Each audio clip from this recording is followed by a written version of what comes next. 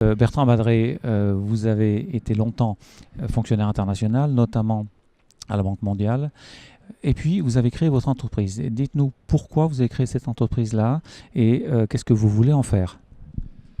En fait, j'ai passé 25 ans de ma vie dans différents recoins de la finance, au ministère des Finances en France, dans une banque d'affaires à Londres et New York, comme conseiller du président de la République Jacques Chirac, comme directeur financier de grands groupes bancaires, Crédit Agricole et Société Générale, avant de partir à la Banque mondiale. Donc j'ai vraiment regardé la finance sous toutes ses facettes. Et arrivant au terme de ce parcours, je me suis dit, et j'ai pris la plume pour le dire, mais au fond, quelle est la prochaine étape du système financier et est-ce que ma prochaine étape à moi ne doit pas être un écho à cette analyse comme on dit en anglais, to walk the talk, c'est-à-dire non seulement écrire les choses, mais les mettre en œuvre.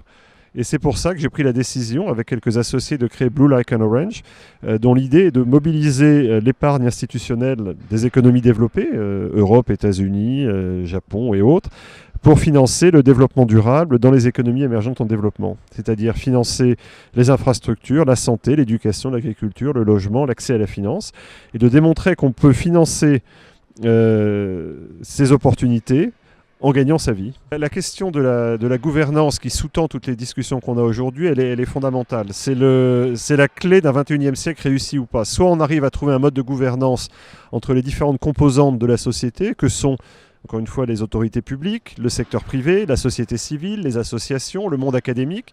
Il faut que tous ces gens-là travaillent ensemble. On passe d'un mode de gouvernement à un mode de gouvernance.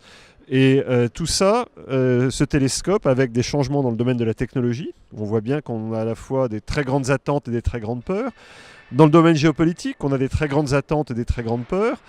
Dans le domaine financier, on a des grandes attentes et des grandes peurs. Donc on voit tout ça est en train de faire système, créer une forme de malaise, parce qu'on n'a pas apporté les réponses. Donc on est en train de cette phase où on espère que les réponses vont surgir. On a un doute, on ne sait pas si elles vont venir ou pas. Mais en tout cas, pour ma part, même si j'ai des doutes, je me dis, je vais avec mon orange bleu, avec Blue Like an Orange, montrer qu'on peut faire. Et puis j'espère que mon orange va devenir un orangé. On va tester de plus en plus l'intégrité des modèles d'entreprise. Est-ce que vous faites ce que vous dites? Est-ce que vous dites ce que vous faites? Et ça, pour moi, c'est essentiel. On va de moins en moins être capable de mentir sur ce qui fait l'ADN et la vie quotidienne d'une entreprise. Ce qui est important, c'est que le système financier puisse regarder avec une égale indifférence et pour leurs mérites respectifs, des opportunités de court terme et de long terme.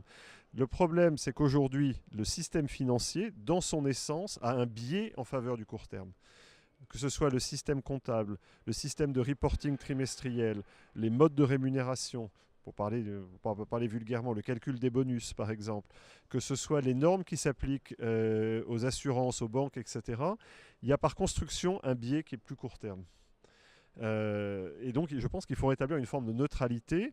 Et si on est d'accord, puisque en réalité tous les États ont signé les objectifs de développement durable, donc on est tous d'accord sur ces feux de route, qu'est-ce que ça veut dire en termes de réglementation? Qu'est-ce que ça veut dire en termes d'enseignement dans les écoles? Qu'est-ce que ça veut dire en termes de promotion, etc. Je ne crois pas à des entreprises 100% hommes, je ne crois pas à des entreprises 100% femmes. Il faut de la diversité, de même que je ne crois pas à une économie qui soit 100% société anonyme ou 100% société coopérative.